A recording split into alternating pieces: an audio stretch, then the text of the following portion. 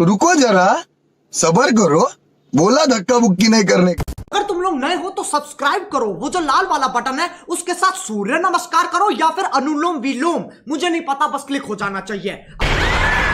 दोस्तों, आज मैं आपके लिए एक हॉरर थ्रिलर मूवी लाया हूँ जिसका नाम है मैरी। ये मूवी 2019 में रिलीज की गई थी। फिल्म के स्टार्ट में हमें बताया गया है कि प्यूरिटन टाइम्स में एक विच हुआ करती थी जिसे रात के टाइम समुद्र में डुबोकर मार दिया गया था और कहा जाता है कि उसके बच्चों को उससे बहुत दूर कर दिया गया, तो एक दिन वो तुम्हारे बच्चे लेने के लिए उठेगी। उसके बाद हम एक लेडी सारा को फ्लोरिडा के सिटी जैक्सनविले की कोस्ट गार्ड में देखते हैं जिसे उसकी 2 बेटियों के साथ बोट के मलबे पर तैरते हुए रेस्क्यू किया गया था। फिर उसे पुलिस कस्टडी में ले लिया जाता है जहाँ पर एक डिटेक्टिव क्लार्कसन सारा से इंटेरोगेट करती है और उसके पूछने पर बताती है कि तुम्हारी बेटियां बिल्कुल ठीक हैं। फिर डिटेक्टिव पूछती है कि तुम्हारे साथ क्या हुआ था, तुम वहां पर ऐसे तैरते हुए कैसे पहुंची। तो सारा कहती है कि ईवल को रहने के लिए कोई बॉडी चाहिए होती है और हमारे केस में वो बॉडी एक बोट थी। वो क्लेम करती है कि जो कुछ बोट पर हुआ वो आप लोग यकीन नहीं करेंगे, लेकिन क्लार्कसन कहती है कि तुम बताओ क्या हुआ। तो सारा उसे बताती है। अगले सीन में हमें दिखाया जाता है कि 4 मंथ्स पहले कोस्ट गार्ड को सवाना के करीब एक पुरानी अबैंडन्ड सेल बोट मिली थी और उस बोट का नाम मैरी था। मार्लिन और उसकी टीम अंदर जाकर बोट को इन्वेस्टिगेट करते हैं। उन्हें एक कैबिन से आवाज आती है और उसे खोलने पर कोई चीज अंदर से निकलती है। सारा का हस्बैंड डेविड एक टूरिस्ट फेरी पर कैप्टन की जॉब करता था। वो अपने दोस्त माइक के साथ बोट यार्ड जाता है जहां पर किसी बोट की नीलामी होने वाली थी। वहां डेविड को मैरी नजर आती है। उसे वो बहुत पसंद आती है और वो जज्बाती होकर उसे खरीद लेता है। फिर वो सारा और अपनी बेटियों लिंडसे और मैरी को बोट दिखाने के लिए वहां बुलाता है। सारा उसके इस फैसले से ज्यादा खुश नहीं थी। डेविड उसे बताता है कि मैं अपनी बोट खरीदना चाहता था, सारी जिंदगी में जॉब नहीं करना चाहता, हम इसे ठीक करके फैमिली क्रूजर बनाएंगे। लेकिन वो कहती है कि इसे ठीक करने पर बहुत ज्यादा पैसे लग जाएंगे। तो डेविड उससे सॉरी करता है कि मुझे पहले तुमसे पूछ लेना चाहिए था, मगर मैं एक्सप्लेन नहीं कर सकता कि पता नहीं क्यों इसे देखते ही मैं इसको छोड़ नहीं सका। तो फिर सारा मान जाती है जिस पर डेविड खुश हो जाता है। अगले दिन वो लोग माइक और टॉमी के साथ मिलकर उस शिप को रेनोवेट करते हैं। टॉमी डेविड के अंडर काम करता था और लिंडसे का बॉयफ्रेंड था। फिर वो लोग वाइन की बोतल तोड़कर बोट को लॉन्च करते हैं। रात को वो लोग पार्टी कर रहे होते हैं तो डेविड कहता है कि हम सुबह इस शिप पर बरमूदा जाएंगे। डेविड का पुराना बॉस जे उसे रोकने की कोशिश करता है और कहता है कि बरमूदा जाना सेफ नहीं है और ये शिप तो हॉन्टेड लगती है। इसके पिछले ओनर्स का भी कुछ पता नहीं है कि वो लोग बीच समंदर में कहाँ गायब हो गए, लेकिन डेविड उसकी बात नहीं मानता। उसके बाद शिप के आगे फोटो लेते हुए टॉमी को शिप में ब्राइट फ्लैश निकलता हुआ नजर आता है। वो डर जाता है लेकिन फिर उसे इग्नोर कर देता है। फिर मैरी को सुलाते हुए सारा को विजन आता है कि उसकी जगह जली हुई बॉडी रखी हुई है। वो डर जाती है और अचानक उसकी आंख खुलती है तो सुबह हो चुकी थी। फिर वो लोग माइक और टॉमी के साथ बरमूदा के लिए निकलते हैं। मैरी हर वक्त ड्राइंग्स बनाती रहती थी। लिंडसे जे की बात को लेकर थोड़ा परेशान थी। वो इस बारे में सारा से पूछती है लेकिन वो उसे तसल्ली दे देती है कि ऐसा कुछ नहीं है। उसके बाद सारा मैरी को देखने जाती है तो उसके कैबिन में उसे एक अजीब सी ड्राइंग मिलती है जिस पर कोई वियर्ड सी लेडी बनी हुई थी। रात को सोते हुए डेविड को भी एक औरत का विजन आता है जिससे डरकर वो उठता है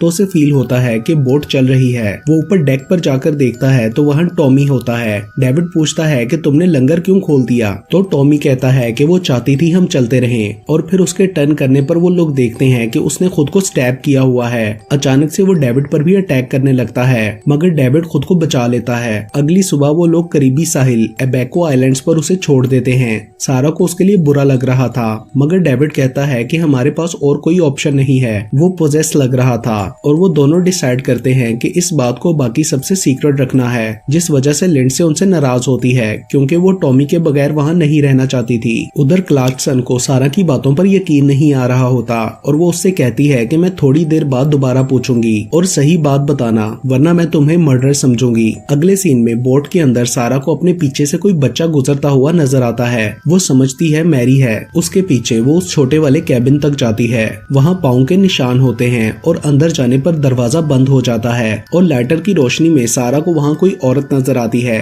वो बहुत डर जाती है, लेकिन तभी लाइट ऑन हो जाती है और डेविड दरवाजा खोल देता है। वो जाकर देखती है तो लिंडसे और मैरी सो रही होती हैं और डेविड कहता है कि सब तुम्हारा वहम है। अगली सुबह सारा पोल पर इंटरनेट डिवाइस सेट कर रही होती है। तभी लिंडसे को नेक पर किसी का हाथ फील होता है। वो समझती है मैरी है, मगर मैरी वहाँ नहीं होती। उसके बाद डेविड को खबर मिलती है कि टॉमी ने हॉस्पिटल में सुसाइड कर ली है, जिस पर वो और सारा बहुत सैड होते हैं। अगले सीन में मैरी कहती है कि मेरी दोस्त लेडी के लिए डिनर क्यों नहीं बनाया, तो लिंडसे बताती है कि इसने अपनी कोई इमेजिनरी दोस्त बना रखी है और ये सारी रात उससे बातें करती रहती है। फिर वो मैरी को मना करती है तो वो उसके मुंह पर ग्लास मार देती है, जिस पर मॉम और डैड उसे डांटते हैं और डेविड को उसके कैबिन में से एक हैंगमैन की ड्राइंग मिलती है। उसके बाद रात को सारा वॉशरूम जाती है तो कोई दरवाजा खोलने की कोशिश करता है और फिर बाहर आने पर उसे पाँव के निशान नजर आते हैं, जिनके पीछे चलते चलते वो ऊपर डेक पर चली जाती है। वहाँ उसे अपना नाम सुनाई देता है। उस पर कोई अटैक करता है, मगर माइक उसे बचा लेता है। इस सबसे सारा बहुत डर जाती है और डेविड से कहती है कि यहाँ पर कुछ ईवल है, हमें वापस चलना चाहिए। मगर वो उसकी बात पर यकीन नहीं करता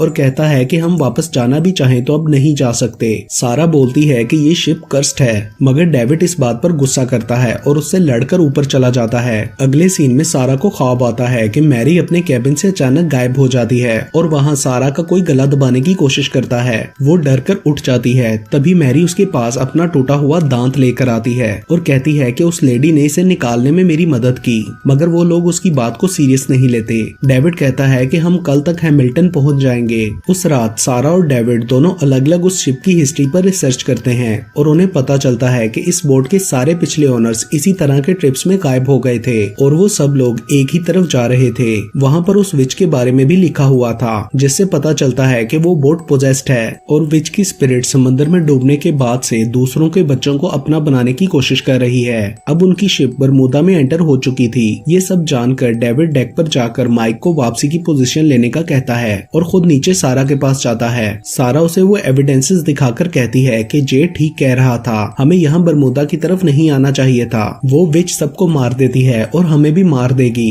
डेविड कहता है कि मैंने ये बोट हम सबके फ्यूचर के लिए ली थी और मैं चाहता था कि हम अच्छा फैमिली टाइम स्पेंड करें। दोनों में फिर से लड़ाई होती है। क्लार्कसन कहती है कि अगर ये सब सच था तो तुम लोग वापस क्यों नहीं आ गए या उस बोट से उतर क्यों नहीं गए। तो सारा कहती है कि वो विच हमें ऐसा नहीं करने दे रही थी। उसके बाद डेविड सारा को बताता है कि मुझे भी इस बोट पर कुछ गड़बड़ लग रही थी और अब हम वापस जाएंगे। तभी लिंडसे आकर बताती है कि मैरी को कुछ हो गया है। वो लोग उसे देखने जाते हैं और डेविड ऊपर माइक को बुलाने जाता है, मगर वहाँ उसे कुछ अजीब लगता है और तभी माइक उस पर अटैक कर देता है क्योंकि वो भी विच के कंट्रोल में आ गया था। लेकिन तभी सारा आकर उसे बचा लेती है और माइक के सर पर कुछ मारकर उसे बेहोश कर देती है और डेविड उसे एक कैबिन में बंद कर देता है। अगले दिन वो लोग देखते हैं कि सेल्स तबाह कर दिए गए हैं, शिप्स की गैस भी निकल चुकी है और सैटेलाइट फोन भी फेंक दिए गए हैं। फिर डेविड माइक से बात करने चाहता है तो वो बिल्कुल भी होश में नहीं होता। वो कहता है जैसा विच कहती है वैसा ही करो, हम सब मरेंगे। तुम्हारी हर चीज उस विच की है, तुम सबको उसके हवाले कर दो। तुम कुछ भी कर लो, बच नहीं सकोगे। डेविड अपनी फ्लेयर गन लोड करके रखता है। फिर उसे ऊपर से आवाज आती है तो वो चेक करने जाता है। उधर लिंडसे को टॉमी की स्पिरिट नजर आती है। डेविड को पानी में किसी का साया नजर आता है और लिंडसे टॉमी के पीछे ऊपर पहुंच जाती है और टॉमी उससे सुसाइड के लिए कहता है। वो गले में रस्सी डालकर कूदने ही वाली होती है कि डेविड आकर उसे बचा लेता है। उधर माइक को भी कोई दरवाजा खोलकर बाहर निकाल देता है और वो पीछे से आकर डेविड पर अटैक करके उसे बेहोश कर देता है। उसके बाद वो सारा के पीछे जाता है। जब सारा की आंख खुलती है तो वो बंधी होती है और बहुत तेज बारिश हो रही थी। बोट तूफान में फंसी हुई थी। वो देखती है कि माइक ने डेविड को नीचे फेंक दिया है। सेम वो उसके साथ भी करता है, मगर वो किसी तरह अपने हाथ खोल लेती है और बचकर ऊपर आ जाती है। वो माइक पर अटैक करती है, मगर वो बच जाता है और उसे मारने ही वाला होता है कि तभी पीछे से डेविड आकर उसे हार्पून गन से मार देता है।